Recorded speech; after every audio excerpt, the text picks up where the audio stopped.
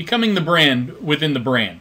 My name is Ryan Leslie. I'm Director of Dealer Reputation Strategy with DealerRater.com, and this is a re-recording of a webinar that we did on December 5th of 2012.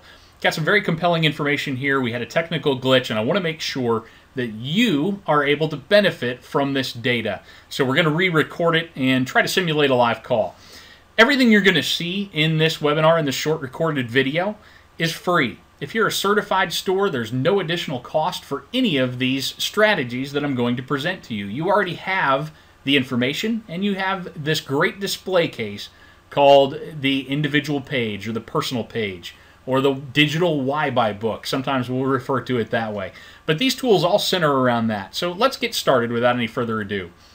If we were all in the same room, I offered this to you, I would say, hey, have a drink. It's on me. I'm buying. Which one would you choose? Would it be Mountain Dew for you? Would you do the Dew? Or are you more of an Aquafina or maybe a mug root beer kind of a person? It's okay with me. It doesn't matter what you choose. It also doesn't matter to a certain organization what you choose. They don't care whether you grab an Amp Energy drink or a Mountain Dew. That organization is PepsiCo. You see, PepsiCo owns all of those brands. So they don't care if it's Pepsi or a mug or maybe an Aquafina. They're getting a piece of that revenue no matter what you choose. Now, this is certainly not isolated to the beverage industry, and just as a quick point of interest, on December 5th, when I am recording this webinar, that was the day that the Prohibition Amendment was repealed. So we could have been talking about a different beverage entirely. But today's beverage is the soda, and I think it fits very well. It's not isolated to the beverage industry, right? Let's take this home. Your manufacturer doesn't care what dealer sells a car as long as they sell one with their brand on it, right? As long as it's a Chevy, I don't care which Chevy dealer sold it. Same thing's probably true at your dealership.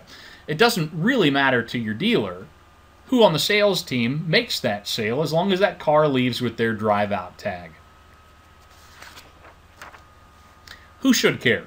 I'll tell you somebody should. That somebody is you. You need to care. If you care how many deals as a salesperson are on the board with your name on them, then you need to start caring about your brand name, your name brand. Your potential customers certainly do care, and it's time to start flexing your personal marketing muscles. Think of yourself like a soda on the shelf. It's kind of a goofy analogy. It rhymes. Hopefully that'll make it memorable for you. But you need to think of yourself this way. What I'm showing you on the far right-hand side is a stack ranking of employees. This is easily accessible, one click off of a SERP, one click off of a Google search for your business name. You're going to be able to find a DealerRater page if you're a DealerRater store. And when they click on that, that consumer clicks on it, they're looking at that stack ranking of your employees. Again, the customer doesn't want to work with the weakest link in the chain. You may work at a great store, that doesn't mean you're going to get the business. They actually go and they look and they research the employees. They want to see who's going to take care of them, who's going to be that best person that fits with them and with their initiatives. What's important to them is easily discoverable, and they're going to absolutely choose that person. In this case, I think they're gravitating towards the top of the list. Mark has 57 reviews. He's by far the most reviewed person at the store, and that's going to be compelling to an unsold prospect. Now, I took a quick poll, and this is where we started to have some technical difficulty, so I'll show you what the poll was. How often do you use your reviews to close an appointment or sale? We had about probably 70 people on the call at the time that we had this difficulty, and when we posted this poll, I'll show you the results. Pretty wide smattering. We had some people at the top of the list that use their reviews every day, and they're very comfortable with this process. Most fit, though, between that almost all the time down to kind of rarely, with a few that said they've never used them. They don't know exactly how to use them. And that was very encouraging to me to see that, because I think if you watch through this video, you'll see some great strategies that are available to you. Let's talk about the agenda. The first thing is that importance of trust, how to build trust, and how to use your own personal reputation in order to do so. We talked about what makes a powerful personal reviews page, that display case for your reviews. What do you need to have on that page in order to really wow that consumer? The meat of our call, 5 strategies to leverage your personal reviews page. There were some final thoughts I'll offer and some questions and answers as well. So let's talk about this trust factor study that About.com did. Many are familiar with About.com. They've got a good reputation of their own in the industry. And they released a trust factor study. Basically, what it said was that 84% of the respondents, 84, reported that they would not engage with a brand until trust had been established. So they'll research, they'll look at the brand, but they'll choose not to do anything, not take any action, until they can find something that gives them reason to trust them. This is a great quote from Laura Salant. She's the director of research at About.com. With the high volume of information at consumers' fingertips, not only is trust a valuable filter, but it is a prerequisite for consumers to even enter the purchase funnel. Think about our industry. Think about how much information is available to that consumer before they submit a lead. They know nearly everything about the car.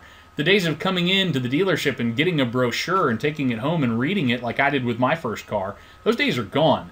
They're able to do 360 spins of the vehicle online without getting out of their underwear on their own couch. Folks, trust factor, massively important. Now, I have some bad news for you, and here it is. Gallup, also another organization a lot of people recognize by name, but they polled Americans. This happened November 26th through the 29th, and they were asking about perceived honesty and high ethical standards for 22 professions. That survey, they asked average people, they just dialed some people at random, and asked them, how would you rate these 22 professions? Nurses scored very high. They were ranked 85% of the time in that high to very high rating. What percentage rating do you think car salespeople received? I didn't do a poll here intentionally because, frankly, this is bad news, but the news gets worse. Here's the data. Car salespeople ended up at the very bottom of the list. That term car salespeople is one we're going to explore a little bit later in the call. But they ended up at the very bottom of the list, only showing 8%, that's less than 10, with a very high to high average rating. Actually, the data that's on the other end of the spectrum is really something we need to pay attention to as well. 49%, nearly half of those surveyed, marked car salespeople at very low to low. That is a number that should be unacceptable to us. Unfortunately, the data gets even worse. This is a quick snippet out of this Gallup poll. Car salespeople have been at the bottom of the list every year except for 2011 when they surveyed and tied with Congress. That's not a great thing. Car salespeople's perceived honesty has never climbed out of the single-digit range in the history of the list. This list dates back to 1976. So we have a 35-year uphill climb to convince our consumers that we're trustworthy, that we are people that they can rely on, that when we tell them something, it's true, and that they want to work with us. And that's a difficult uphill climb, but it's one that I think you should be excited about because you're competing against salespeople. Salespeople are not going to compete well against you as a sales professional. I have some good news for you. As a DealerRater certified store, your reviews are highly credible. The content is extremely trustworthy, and it's content you can leverage to win that battle against a salesperson at another store. This is a study from Nielsen that was done in fourth quarter 2011. And what I want you to see is the big blue arrow. Consumer opinions posted online, that'd be third-party reviews, vetted third-party reviews, have a 70% trust factor through Nielsen.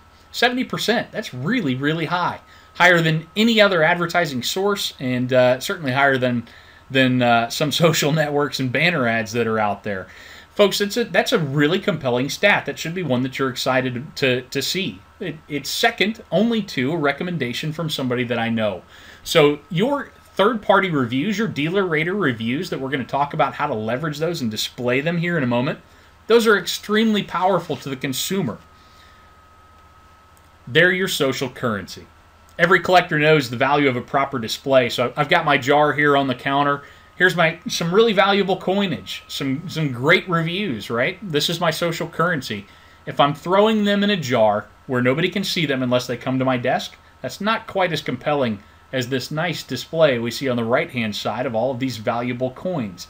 Think about your reviews that way. Think about displaying your content and in ways that it's going to be impactful, in ways that are easily digestible by that consumer in order to win their trust and win their lead in their business. I have 5 strategies for you to display your digital Why Buy book. Starts with creating a hyperlink from your email. We'll explore that. We'll talk about using your Why Buy book, your individual page, and lead response. proper display in store and on the lot. There are some really cool things going on with on the lot display of your review content that I'm excited to share with you. I love the please Google me strategy. This came directly from a dealer, and I want to share it with you in just a moment. And lastly, we'll talk more about that idea of social currency. How do you earn the trust? How do you buy the trust of those that you're looking to do business with? Before we get into all of that, though, this all centers around the DealerRater individual page, that Why Buy book, the evidence manual. So we need to talk about what makes a great page and give you some keys. I'm showing you Davis GMC Buick. They're a Canadian store, and they do a terrific job. Their bios are awesome, and I would encourage you to take a look at them. Happy to send you that link if you want. What they basically did was surveyed their own employees, and they asked them some key questions that they knew would give that customer insight, important insight, into who they are as a person and as a professional. In your bio, you need to share what makes you different. Why do you do what you do? Why do you sell cars? Why is it important to you to make people happy, to put them in a car that they want to drive? Those kind of compelling pieces of information will absolutely help motivate someone to contact you as opposed to your competitor. Current content. New reviews need to be posted every day or two. You can't rest on your laurels. If you sit back and you've only got reviews from 6-8 months ago, that's not compelling. And if you share that page, it's not going to mean a whole lot. If you've got current content like Tony does, he had a review come in on the 3rd, just 2 days ago. He's got a review. He's got one back to, a couple anyway in November. He's got good content coming in every few days, and that's very important. So great, you've sent me this page. I think you're awesome. I can't wait to meet you. You look like a really cool guy. I know you drive the same kind of car I do. How do I find you? Absolutely acceptable to put your personal contact information in these bios. You should have that. Share a Twitter handle. Share your email address. Share a cell phone. Make yourself accessible. Give a few points of contact, and that'll absolutely help you to leverage this page. I think a great headshot is really important. My friend Kevin Fry from Jeff Weiler, I've met him several times. He shared this, and I kind of paraphrased here, but if you look like a felon, you won't get a phone up. That's a very important thing to remember. There's nobody too ugly for a headshot on a DealerRater individual page. There just isn't. You need to be compelling. You need to look like somebody that is approachable. If you've got a scowl and you look like you just woke up and bit into a lemon, people are not likely to want to talk with you. You need to have a good headshot that's going to be compelling and give people a reason to reach out to you. Last thing, video. The videos on Davis GMC Buick's page are awesome. They took that same concept of an interview and they applied that to video. Someone off screen, off camera is asking them questions and they're allowed to answer them freely. And I think it's probably one of the most engaging videos. Nothing is going to capture who you are better than a video. It captures your mannerisms. It captures your tone of voice. It captures everything about you that's going to build trust in you as a salesperson. Let's get into these strategies. The first one is hyperlinks. This is super easy. Hopefully you're doing this anyway. In your outbound email, you should have a link to your individual page. It should say, read what reviewers think about Dave, or see what my previous customers have had to say about me. Two very easy, soft hyperlinks you can put out there that go directly to your page. Again, that's super easy. It takes about 2 seconds to do. If you haven't done it yet, you should. Have it go right to your page where customers are going to be able to read reviews that are specific to you. Strategy 2. This is in-store. We know we leave that customer unattended during the sales process, right? We have to evaluate a trade. We have to go talk to the desk for numbers. There are a lot of different things that we need to do throughout that process. So rather than leave that customer unattended, staring at their shoes and wondering whether or not they're getting a good deal, let me take a quick departure. Anytime your customer pulls out a smartphone when they're sitting at your desk, they are not playing words with friends. They are absolutely researching the deal that you're giving them. You want to make sure you are the one that's controlling the conversation, even on that smartphone. Give them something to do. Have them pull up your individual page and read your reviews. Real soft word track. Mr. Customer, I'm going to be gone for a few minutes. I need to go help my used car manager get the most amount of dollars for your trade. While I'm gone, I'd love to have you take a look at what a few of my previous customers have had to say about doing business with me. Pull up the page, let them read it. I promise this will help you. It'll help to smooth over that close that's coming. Now they know that you're a good person, you're telling them the truth, you're there to take care of them, because all of your previous customers have had that exact same thing to say about you. That's going to be much more compelling than anything they can do on their own cell phone while they're sitting at your desk. Strategy 2. I think this is one of the coolest things I've seen lately.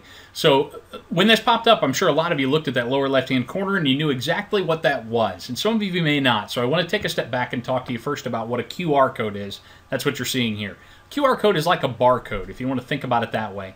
And what this does is it's directing you right to a website, right to a property. So what you're doing is you're creating this little box that a consumer can scan with their smartphone, and it'll take them right to a website right there on their mobile device. Very, very cool. Now think about how you can use that with your DealerRater content, and things get really exciting. So I'm showing you QR stuff. I'll talk about this real quickly. If you go to Google and you put in QR code generator, you're going to come across a bunch of different content like this, and this is an easy one to use. QR stuff rather, you pick the data type, where you want it to go to, you put in what website URL you want it to go to in this case, which is going to be probably the mobile version of your DealerRater individual page, your staff page. You can choose the foreground color, you create that QR code. Now they'll let you download this QR code, they'll let you, if you look at the lower right hand corner, you can put it on a shirt. Hey, if you do that, send me a picture because I want to see it. I think that's awesome. You can put it on mugs. You can do a whole bunch of stuff with a QR code. Awesome, awesome opportunity. What I would do if I were you is certainly print it. Put it on your business card. I would maybe create yourself a stamp so that you can stamp every brochure that leaves your dealership, that you handed out anyway, with your QR code. These are picking up adoption. People are starting to see them more and scanning them more. It's actually a really old technology that's come back into vogue, so utilize it. What a cool idea. Think about it this way, and I'm sure if you asked your detail folks how many business cards from competing store salespeople they pulled out of the back seat of a trade-in, that should tell you the value of that. What you want to do is get digital. You want to get your individual page on their smartphone. Okay? That's the goal. That's where we're going, and that's what you can achieve through a QR code. This is untold. I really think the possibilities for this are endless. You could go 100,000 different directions with this. And the store employee that does this is going to really, I think it's just a game changer. I think it's a tremendous opportunity. Let's talk about strategy 3 rather. This is lead response. So important thing to note, and it's right there at the top. That meet and greet that you've been drilling for years, how to smile, how to shake a hand, how to put people at ease and assess their needs, all of that happens online. It doesn't happen on the lot anymore. It's the natural evolution of search. That customer is driving down a level. They're looking not only at the car they want to buy, they're not just looking at the dealer they want to buy, they're looking at the salesperson that they want to buy from. That's your meet and greet. That's the new digital meet and greet. So why wouldn't you want to come back around behind that and reinforce that decision to contact you? This should be a feature of your initial lead response. We talked about that about study. Your prospect, your unsold prospect has trust issues. You need to address those. You need to reach out to them early and often and say, hey, I'm not that salesperson you read about in a Gallup poll. I'm offended by that. That should be how you feel. You're a sales professional. It's not the same. Your trust factor should be tremendously higher than an 8%. They're only going to visit 2 stores. One of the things that came out at the, a lot of different studies have different numbers right now, but I've seen anywhere between 1.4 and 1.8 number of dealerships visited pre-purchase. That's really low. So if you think about what's happening when that customer's researching, they're actively eliminating dealerships from their stack. They're narrowing the field of who they want to buy from, specifically on new cars. You need to be one of the 2. That's the only way you're going to get that business. So they may send 5 or 6 leads, but of those 5 or 6 leads, they're only going to visit less than 2 stores. What are you going to do? How are you going to compel them that you are the one they should visit? I'd say it's in your individual page. I think it's a strong motivator for them to trust you. I've said it a couple different ways, but you need to beat out that lazy salesperson that Gallup study is about, because I just frankly don't believe it's about any DealerRater certified stores. I don't believe it. I think that there are professionals out there in an industry that has a bad reputation, and that's exactly what an individual page is designed to do. Help you overcome that negative sentiment with good positive data, real feedback from your real customers. It doesn't get any clearer than that as to who they should work with. Strategy 4. This is a great one. This comes from my friend AJ Maida. He's at Papa's Dodge. You can see his picture, and I've put his Twitter handle on there. Great guy, and this strategy comes from actually Digital Dealer. He's the one that put this out. So this is the please Google me strategy is what I'm calling it. And what I've screen captured for you here is Claudia the Min Pin. This search for Claudia the Min Pin generated, this is SERP 1. I didn't do anything but put this in. And look at the top 3 results, all going to Claudia the Min Pin's individual DealerRater page. AJ was able to accomplish this for a dog. This is their mascot. This is a Min Pin. But this is their mascot, and he was able to accomplish this. What could you do with this strategy? Now, it doesn't just work because it's Claudia the Min Pin. It works for Steve Augusta, too. Salesperson, Acton Toyota in Boston. I'm punched in from St. Louis, Missouri today, and his page shows up at position 1, SERP 1, beating out Facebook and LinkedIn for his name.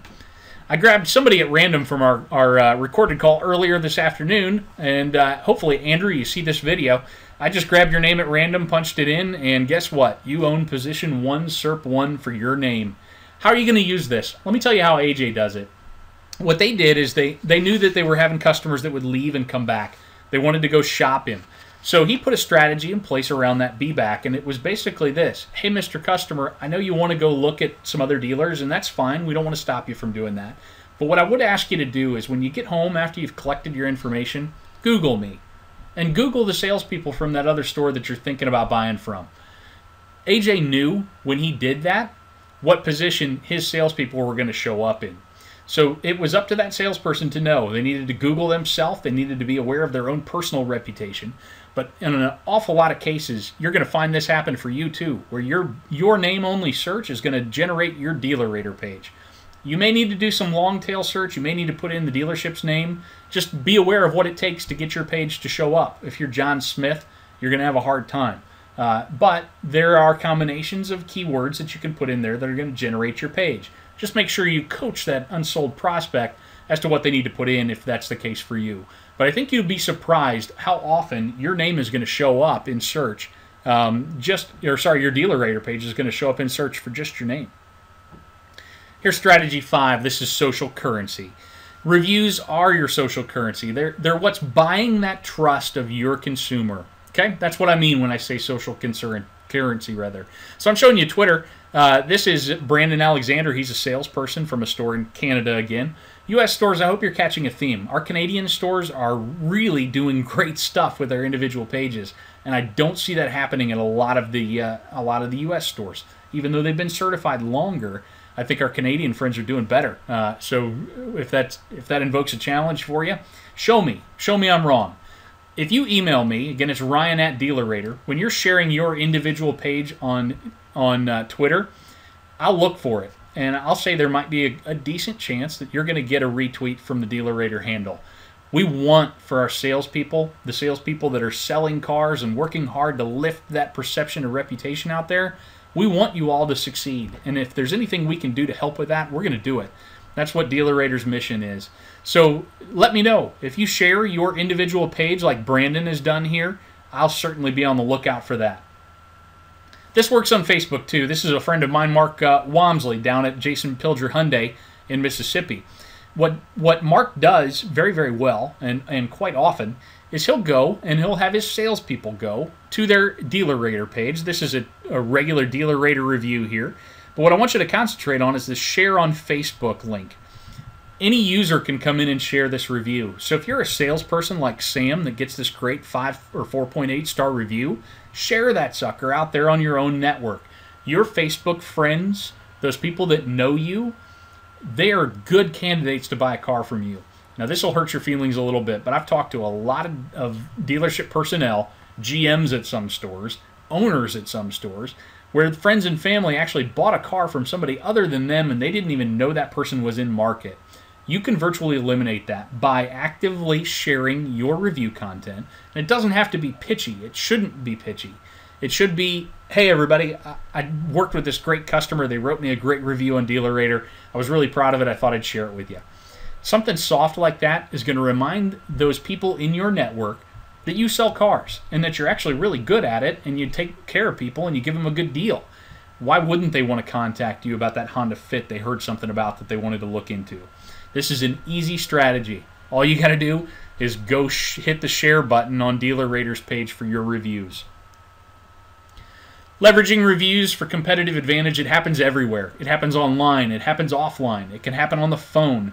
But what you're wanting to do is drive that wedge, that comparison between you and other salespeople vying for the same business, okay? That's really the point. Do it via email. Make sure you've got that signature line. Share it in the showroom. Pull it up.